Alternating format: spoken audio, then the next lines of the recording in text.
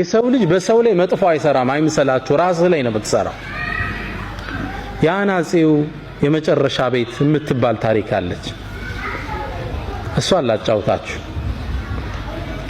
ግለሰቡ አናጺ ነው። በርካታ ቤቶችን ሰርቷል። በተለይ ደግሞ አመታት አብሯቸው የሰራቸው አንድ ትልቅ ባለሀብት የሪል ስቴት ባለቤት አለ። ግለሰቡ ብዙ ቤት እንዲሰራላቸው አድርገውታል። እሱ ነው ጣውላዎቹን፣ ወለሎቹን የሚያነጥፈው፣ ፐርኬውን፣ ጣራውን ሁሉንም የሚሰራ እሱ ነው። ኪችኑን ሁሉ የሚሰራ እሱ ነው። በርካታ ቤት ሰራላቸው።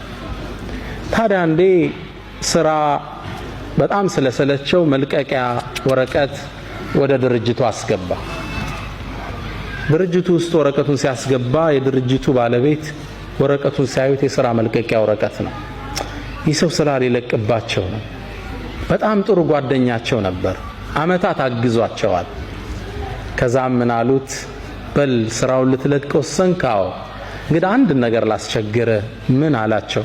የመጨረሻ አንዲት ቤት ስራልኝ ማስታወሻ ትሆነኛሉ። ሰውየው ለመስራት ፍቃደኛ አይደለም። መጨረሻ ግን ከነበራቸው ቆይታ አንፃር ይሻላቸው።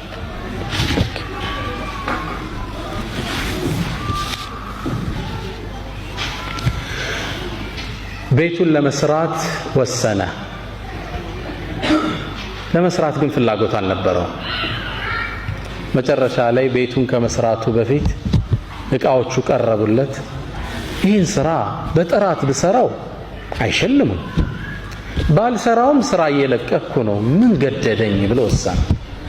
ከዛም ቤቱን እንደነገሩ የመጨረሻ ቤት ስለሆነ ጠገንገን አድርጎ በማይረባ እቃ ጥራት በሌለው አሰራር ቤቱን ሰራው። የግለሰብ አይደለም ቤት ኪችን መሆን የማይችል ቤት ሰርቶ ለእርሰውየው ቁልፉን ወሰደላቸው።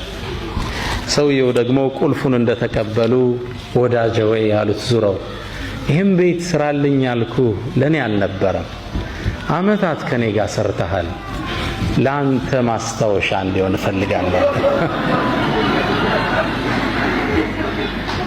ወኢን አሳእቱም ፈለሃ። ይህ ቋሚ ህግ ነው፣ እንዳትጠራጠሩ።